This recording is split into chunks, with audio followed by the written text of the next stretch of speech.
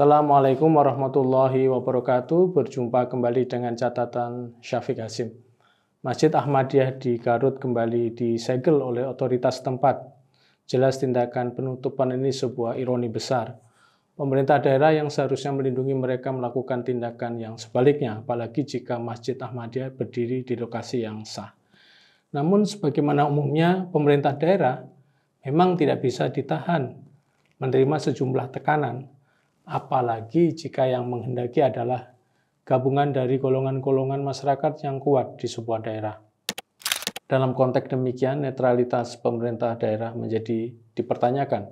Dalam kesempatan ini saya ingin melihat hubungan pemerintah pusat dan daerah dalam hal tindakan diskriminatif terhadap kelompok minoritas, baik agama maupun non-agama.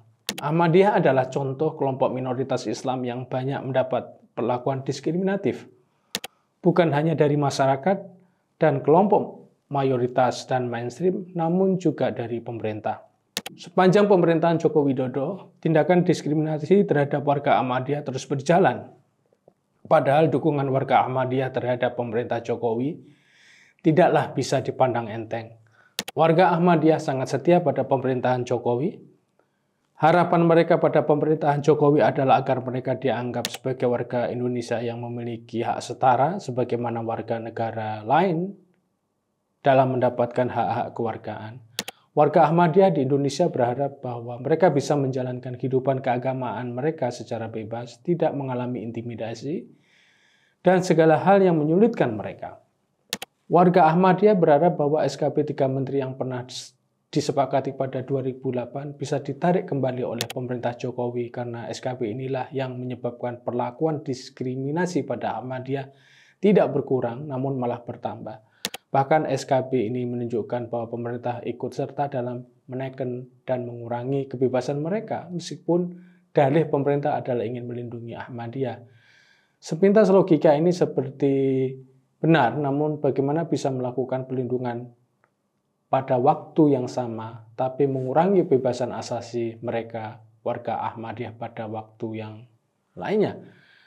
Namun harapan mereka nampaknya tidak terlalu terwujud. SKP 3 Menteri 2008 tentang Ahmadiyah tetap saja hidup dan dijadikan rujukan termasuk rujukan bagi otoritas daerah yang melakukan pensegelan masjid-masjid Ahmadiyah.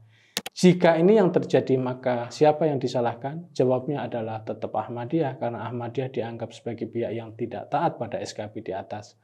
Semua tahu bahwa proses lahirnya SKP ini memang tidak terlepas dari tekanan politik dari berbagai kelompok yang merasa bahwa Ahmadiyah tidak layak diberi hidup di Indonesia.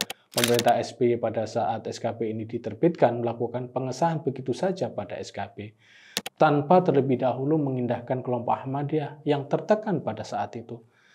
Sebenarnya jika pemerintah tidak mau mendengarkan aspirasi warga Ahmadiyah, maka mereka bisa saja cukup mendengarkan kelompok hak asasi manusia agar mendapatkan masukan yang sesuai dengan hukum internasional. Namun tetap kritik dari mereka tidak diindahkan oleh pemerintah saat itu. SKP 3 Menteri soal Ahmadiyah kini sudah berjalan lebih dari 15 tahun hingga pada masa Jokowi saat ini, dan perlakuan diskriminatif atas Ahmadiyah terus berjalan pula sampai hari ini. Suara kritis untuk merevisi SKP tersebut juga terus berjalan dari berbagai kalangan. Jika misalnya Kejaksaan Agung dan Kemendagri tidak berubah posisi, paling tidak Kementerian Agama bisa bersuara pada masalah ini.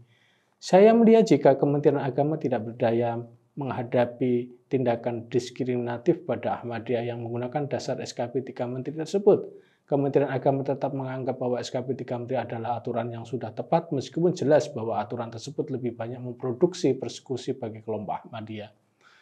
Kemenak masih menganut logika jika terjadi apa-apa pada Ahmadiyah, misalnya penyegelan, maka itu yang salah adalah Ahmadiyah, salah satunya karena mereka dianggap tidak mau menjalankan SKP. Salah satu hal yang ditekankan SKP itu adalah kelompok Ahmadiyah tidak bisa menjalankan syiar keyakinan mereka di masjid-masjid mereka.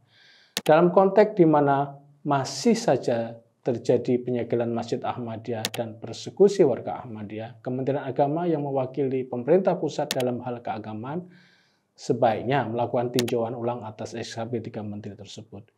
Kita tahu bahwa dalam era otonomi, pemerintah pusatlah yang memegang seluruh otoritas keagamaan karena Agama masih menjadi bagian yang tidak bisa diotonomkan. Namun, banyak tindakan diskriminasi keagamaan yang justru dilakukan oleh pemerintah daerah dan pemerintah pusat tidak cepat bertindak. Penutupan Masjid Ahmadiyah di Garut ini adalah contoh di mana wewenang keagamaan pemerintah pusat dianggap tidak ada oleh pemerintah daerah. Mengapa dianggap tidak ada? Karena ketika pemerintah daerah yang tidak memiliki wewenang dalam mengatur kehidupan agama dibiarkan untuk mengatur kehidupan agama di daerah oleh pemerintah pusat. Tekad Menteri Agama Yakut Khalil Qaumas pada awal-awal jabatan sekitar tahun 2020 yang ingin melakukan afirmasi atas hak warga Ahmadiyah dan Syiah nampaknya belum terlihat benar sampai tahun 2024 ini. Jika demikian halnya, apakah warga Ahmadiyah memang harus menenggang nasib dan tidak bisa berharap pada siapapun untuk membela nasib mereka? Mestinya pemerintah pusat pada masa Jokowi ini memiliki kredibilitas yang tinggi untuk meninjau kandungan SKB 3 Menteri. Bahkan pada masa Menteri Agama dijabat oleh Yakut, masih banyak harapan kita bahwa dia memiliki sikap yang diwariskan oleh Gus Dur dalam komitmennya membela kelompok minoritas. Namun untuk Ahmadiyah nampaknya sulit dilakukannya. Saya melihat jika hal-hal yang terkait dengan kebebasan agama dan hak-hak minoritas nampaknya bukan merupakan prioritas 2 periode pemerintahan Jokowi. Saya belum pernah melihat Jokowi berbicara tentang Ahmadiyah. Buktinya beberapa kali warga Ahmadiyah minta dan menyurati langsung ke Jokowi agar meninjau ulang SKB 3 Menteri, namun jawaban atas permintaan tersebut tidak datang sampai sekarang. Akibatnya ketika Ahmadiyah mendapatkan perlakuan diskriminasi yang mereka hanya berharap pada kelompok HAM dan masyarakat sipil karena kelompok mainstream yang lain juga diam. Memang Jokowi pernah menghimbau agar pemerintah daerah agar tidak melakukan diskriminasi kepada kelompok minoritas, mungkin termasuk Ahmadiyah, namun juga himbauan ini tidak terasa pelaksanaannya di daerah. Sebagai catatan, kasus penutupan Masjid Ahmadiyah di Garut bukan akan menjadi tindakan diskriminasi terakhir atas warga Ahmadiyah selama pemerintah tidak memiliki inisiatif untuk mengafirmasi hak-hak warga Ahmadiyah. Peninjauan SKB 3 Menteri adalah salah satu yang menjanjikan bisa mengurangi diskriminasi pada Ahmadiyah. Demikian, wassalamualaikum warahmatullahi wabarakatuh.